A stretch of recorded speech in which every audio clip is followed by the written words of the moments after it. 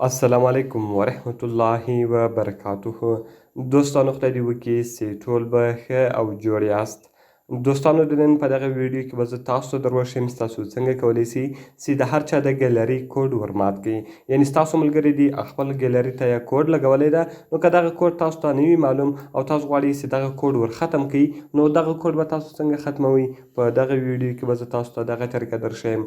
دغه ویډیو له موږ سره تر پایه وګورئ او ویډیو خامخا سره لایک کړئ، له خپلو ملګرو سره یې شیر کړئ او د دا رقم ته نورو ښایسته ښایسته ویډیوګانو لپاره زموږ چینل سبسکرایب کړئ، ځکه په دغه چینل کې موږ ستاسو لپاره هره ورځ دغه رقم ښایسته ښایسته ویډیوګانې اپلوډوو. نو ملګرو زه د ویډیو په طرف ویډیو شروع کوو.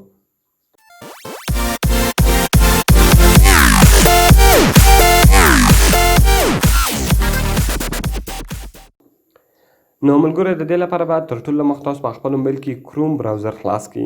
نو کله چې ګورو ملګرو تاسو په خپل موبایل کې کروم براوزر خلاص کړئ، اوس ګورو ملګرو زما ګیلري ده، دغه ته ما کوډ لګولی ده، یعنې زما د موبایل ګیلري ده، دې ته ما کوډ لګولی ده.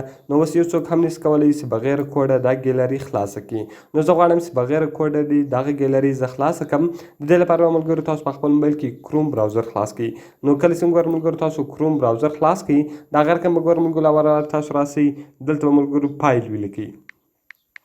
کله چې ګورو ملګرو تاسو فایل ولیکئ، دغه رقم بیا ملګرو تاسو دغه دوه ډاټ نشانونه ورکړئ.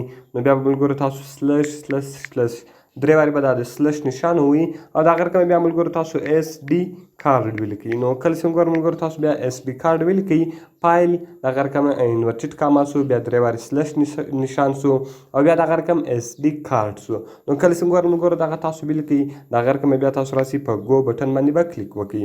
نو کله چې ګورو ملګرو تاسو د ګو په بټن باندې کلیک وکړئ، اوس دغه سړي د موبایل ګیلري به ټوله تاسو ته خلاص سي. نو ګورو ملګرو اوس که تاسو غواړئ چې په هغه کې هر شی خلاص کړئ، نو زه غواړم ګوره چې د کیمره تصویران یې خلاص کړم. کله چې تاسو په ډي اس ام باندې کلیک وکړئ، دلته به تاسو په کیمره باندې کلیک وکړئ. کله چې ګورو ملګرو تاسو په کیمره باندې کلیک وکړئ، دلته ګوره هغه ټوټل ویډیوګانې تاسو ته راوړي، که ویډیوګانې وي، که تصویران وي، که هر شی وي، ګوره ملګرو هغه ټوټل دلته دی تاسو ته را اړوي.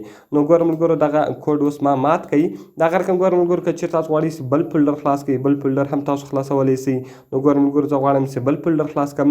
نو بیا ګوره ملګرو زه راځم دلته ډاونلوډ فولډر خلاصوم. کله چې زه د ډاونلوډ فولډر خلاص کړم، په فیسبوک کې چې کوم تصویران تاسو ډاونلوډ کړي وي یا دغه رقم هر ځای چې هغه سړي تصویران ایښي وي، نو هغه ټول تصویران په دغه طریقه سره تاسو کتلی سئ او په دغه طریقه سره تاسو د هغه سړي د موبایل کوډ ورماتولی سئ.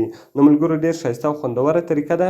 نو که چېرې غواړئ چې د هر چا د موبایل کوډ ورمات کړئ او د هر چا د موبایل ډیټا وګورئ، نو په دغه طریقه سره یې تاسو ډېر په اسانه طریقه سره کتلی سئ. نو ملګرو خدای دې وکړي چې ویډیو مې خوښ سوي وي.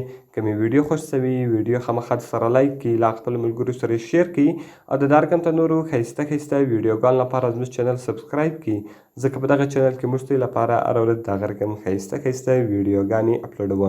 نو ملګرو په دعاګانو کې مې یاد ساتئ. ملاویږو په نورو ښایسته ښایسته ویډیوګانو کې. د خدای په امان.